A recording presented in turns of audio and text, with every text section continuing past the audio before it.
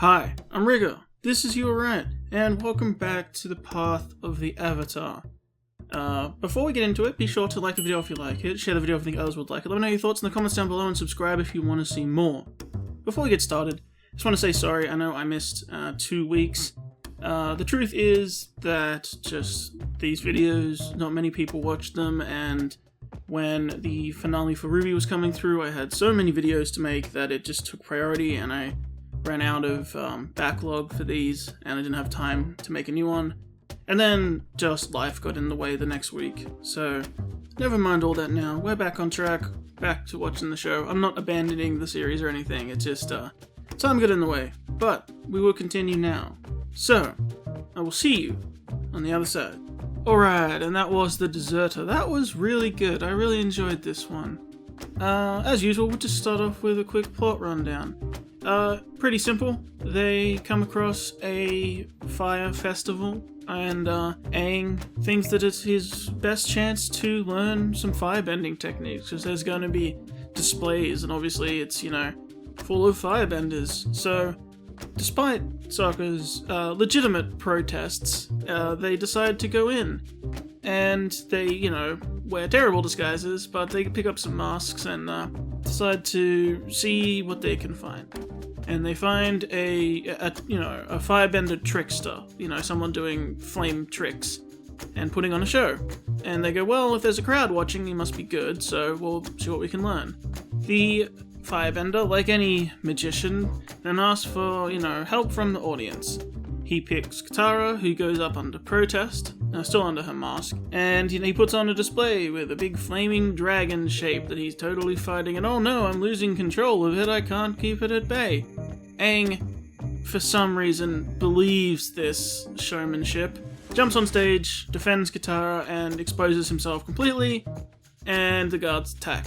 They run and are saved by a mystery man throwing smoke bombs who seems to know his way around, and they escape on Appa because Appa is the best. The man says that he, follows a man called Jean, who is a defector of the Fire Nation, the first man to leave the Fire Nation military and survive. And he's also a firebending master. When they are taken to the camp, the man who picked them up is reprimanded for doing so. He apparently was not supposed to do this. He took it on himself to look for the Avatar. And despite being told that he doesn't want to meet him, Aang pushes it and goes and meets Zhang. And he very openly says he does not want to train the Avatar. The Avatar is not ready. You have to learn the other styles first. And yeah, this is a terrible idea and you're not listening, and stop it. And eventually, he decides he will train him, quote unquote, and he starts trying to teach him basics. Basics like breath control, self-control, patience. And Aang is being Aang about it and, knows he has a natural aptitude and doesn't want to waste time with the boring stuff. But the teacher tries to get across that fire is different. Fire is about control because fire destroys. There's lots of introspective talk about what being a firebender means and what being any kind of bender means and what all the elements have to them. Aang, of course, when given a small task to finally work with fire, immediately goes off the rails and he starts playing with it, makes flames, tosses it around, thinks he's so great.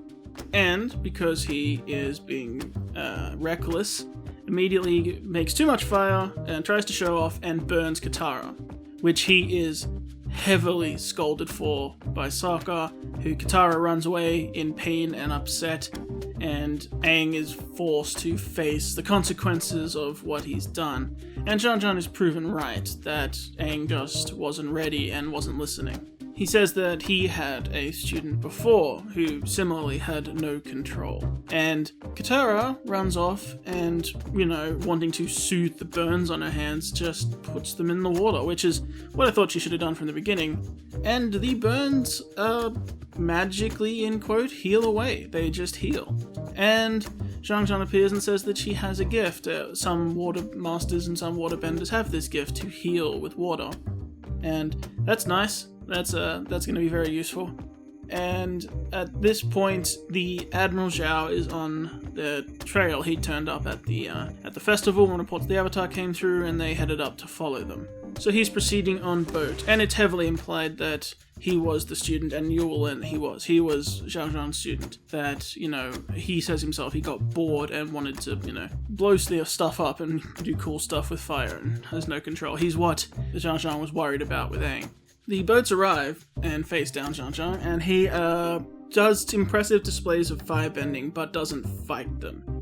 And Zhao says that he gave up fighting long ago, like my old master, he doesn't fight anymore. And similarly, he expressed this to Katara, saying that he wished he had waterbending, that water brings life, but fire brings destruction, and wielding fire is such a burden, and you have to walk on this edge of your destruction and control, and, what you could be and how horrible it could be. And, he wishes he had something like she had.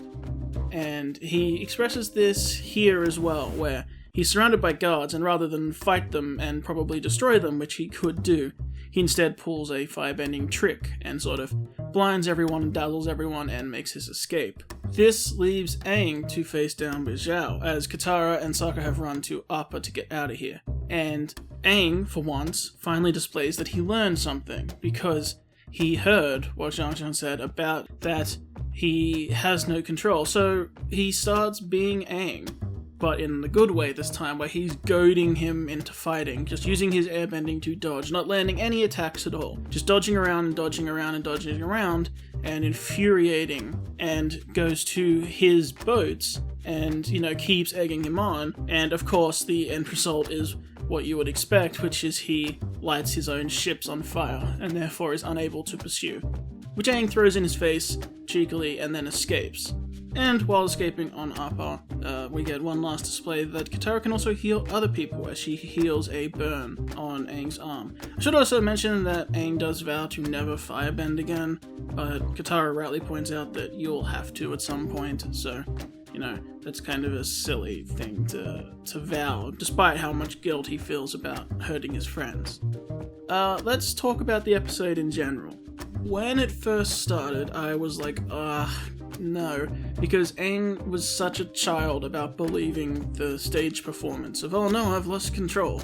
And I know that, I get, he is a child, I guess, but it was so, it seemed like such a silly way for them to openly expose themselves.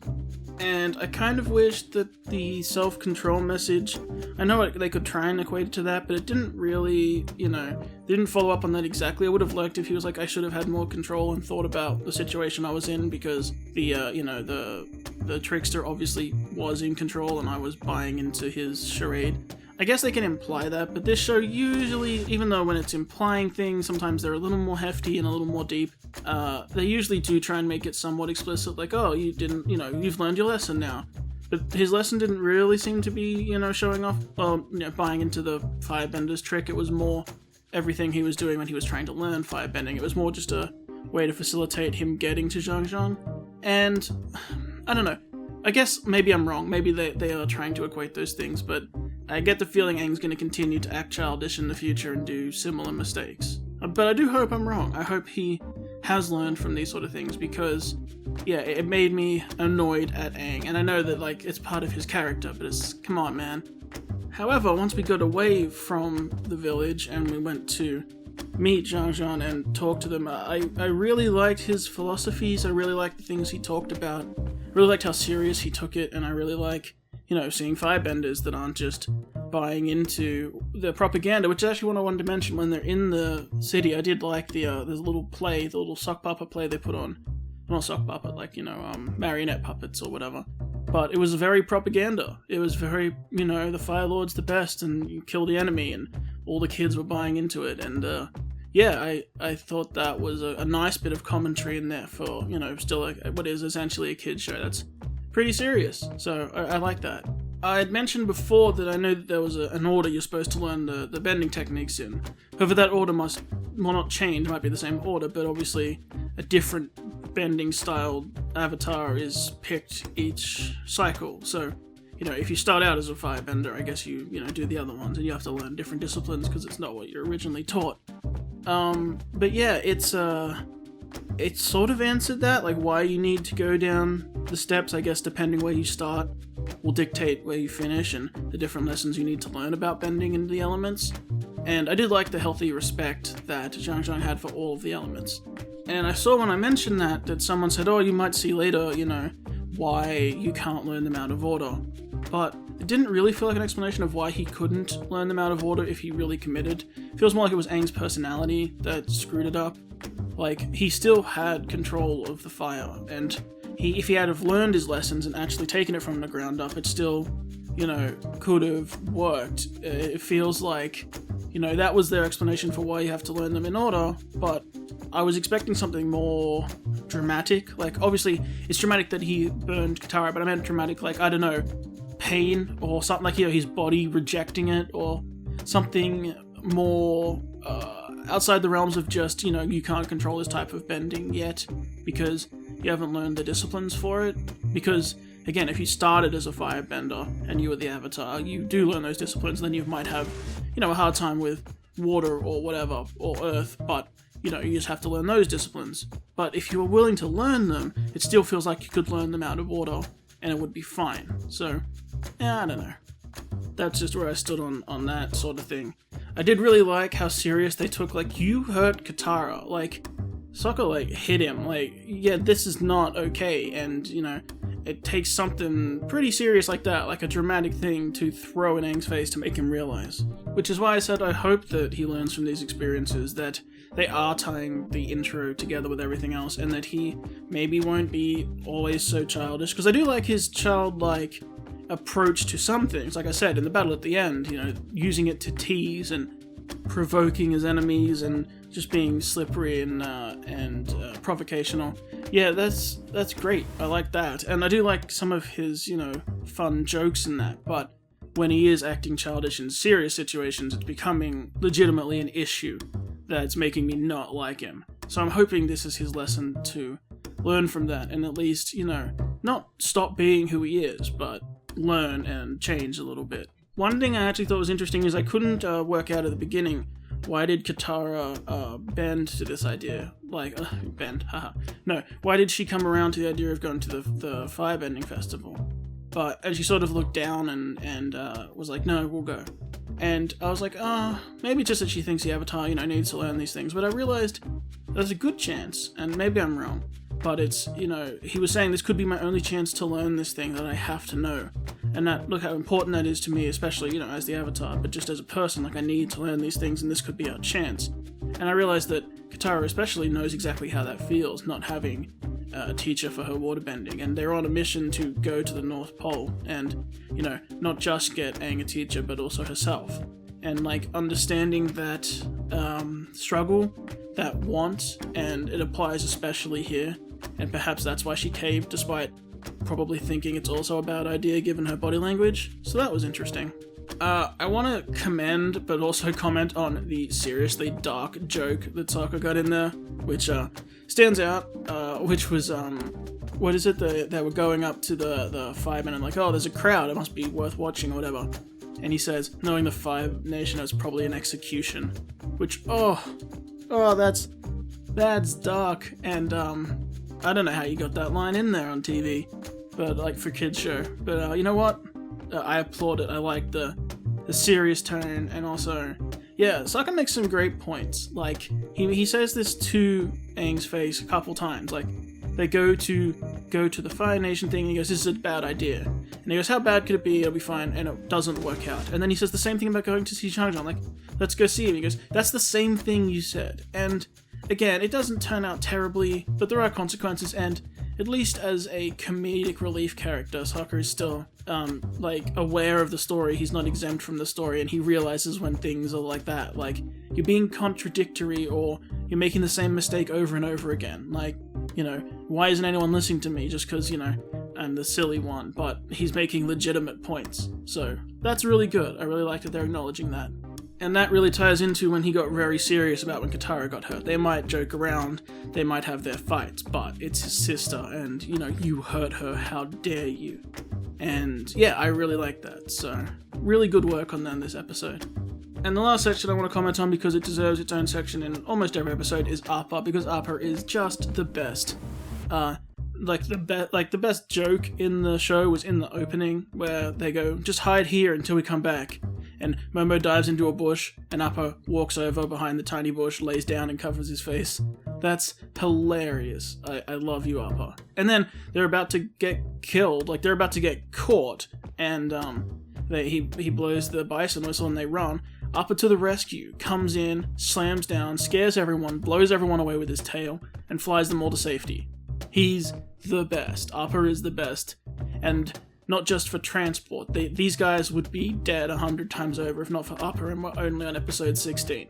He's amazing, and probably becoming my favorite thing about the show. He looks great, his design's fantastic, he's animated well, he's getting more and more useful in combat, he's, he is the transport, he has so much personality, he's like the best thing about this show. The worst thing is that they have to leave him behind so much, but that does mean he can always make a great entrance and exit. So, yeah, Appa is the best.